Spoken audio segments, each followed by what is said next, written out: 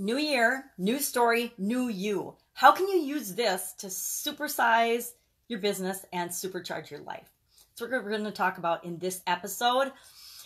Sharon Horne-Ellstrom here, but you can call me Pajama Grandma. In case you haven't met yet, go ahead and put hashtag pajama in the comments below so I know it's the first time you're being exposed to the coffee drinking, sometimes cursing, but not very often, Pajama Grandma.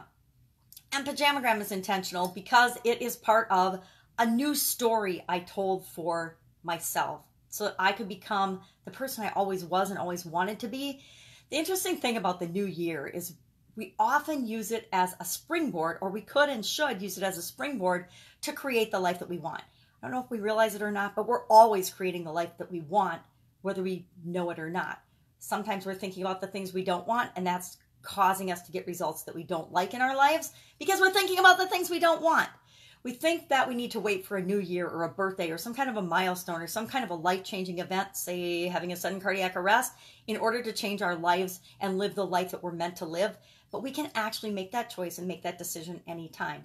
But this time of year, at least for me, is a time to reflect on what's worked in the past, not dwell on it, not beat myself up for things that haven't worked and the results I haven't gotten that I think I should have gotten already, but for learning. What's the lesson I learned? What is the thing that I need to tweak or change or do to help my business grow faster in the direction I want it to? What is the story that I'm telling myself that is getting me the results that I'm getting? Are those serving me? If the answer is yes, I'm going to keep doing more of that. If it's no, I'm going to change what I'm doing.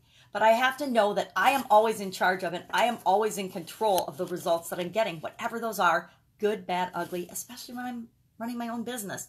I don't get to blame anybody else. I mean, there's a lot of people that run businesses, let's be honest, we all know them, that blame everything else and everyone else outside of them for the results that they're getting in their business. Oh, it's the economy, it's the regulators, it's the competition, it's the environment, it's my location, it's I can't get funding, it's my vendors, it's my, my employees aren't working hard enough. Whatever excuse it is, guess what?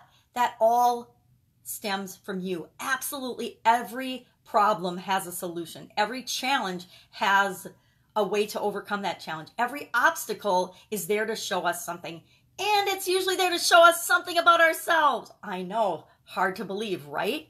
But it's often there just to show us that we have the ability to figure it out or get the help we need to figure it out to change and tweak and grow and write our own story.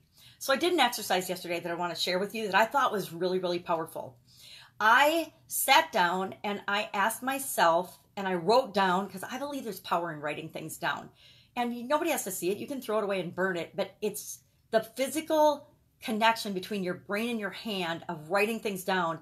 I'm proving this to myself this year, how powerful and how much that supercharges and has an effect on the outcome and the results that we get. I'm testing it on myself, and I'd like to challenge you to test it on yourself too.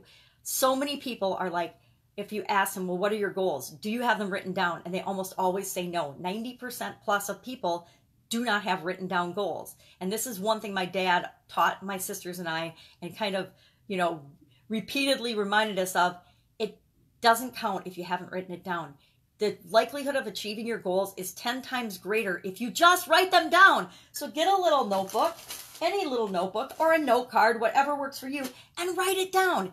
Carry it in your wallet. Write it on a little Post-it note and carry it in your wallet or in your purse. No one else has to know or see it.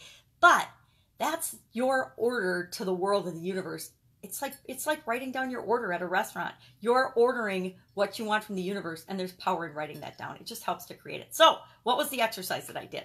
Well, I wrote down, back to writing down, my current beliefs about myself, my current beliefs about success, and my current beliefs about skills and what I need to know and what I do know or what I think I need to know. Beliefs about all those three areas.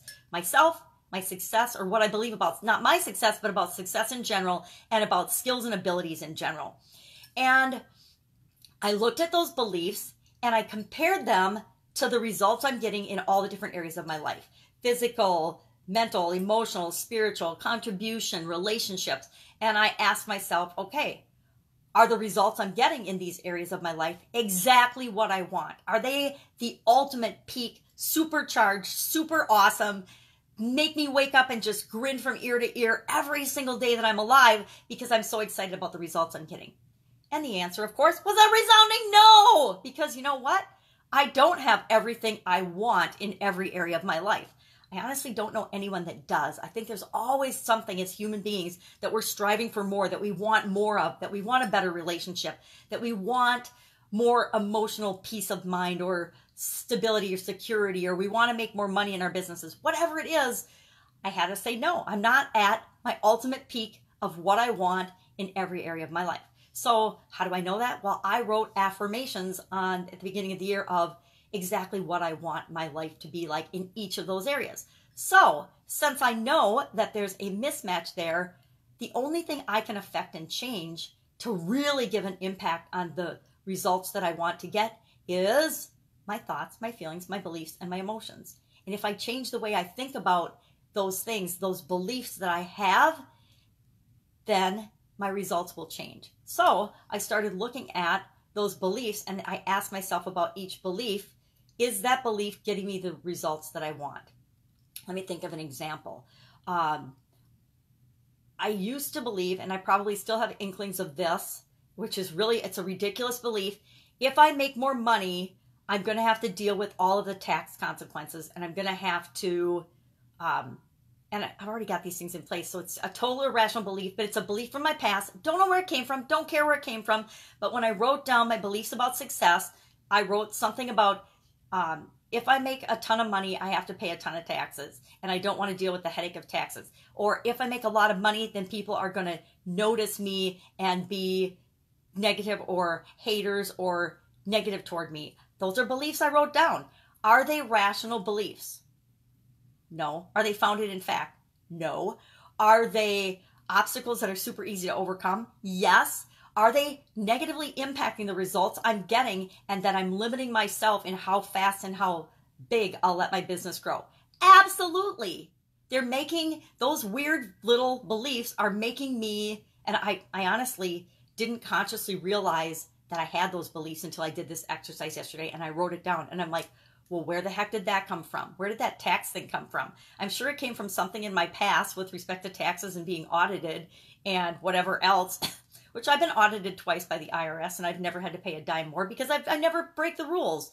I always follow and do exactly what you can do. So it's funny that that event has still got an effect on me. I think it was the 80s, the 1980s, you guys, that I had a tax audit and nothing came of it. So why am I still carrying that limiting belief with me? So then I sat down and I said, okay, what beliefs on this list?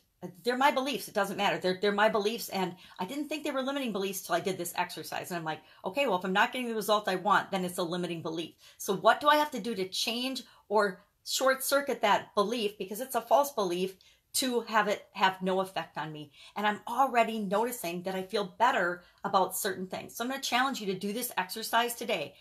Just brainstorm and write down your beliefs about yourself, your beliefs about success, your beliefs about skills and abilities, and what you need to have, do, or be, or know in order to get the success and to supersize your business and to supersize and supercharge any area and aspect of your life. That's it for today. Go out, make it a fantastic day. Try this and report back in the comments how it works for you, because I want to know if it's as powerful for you as it has been for me. I will, of course, be with you tomorrow.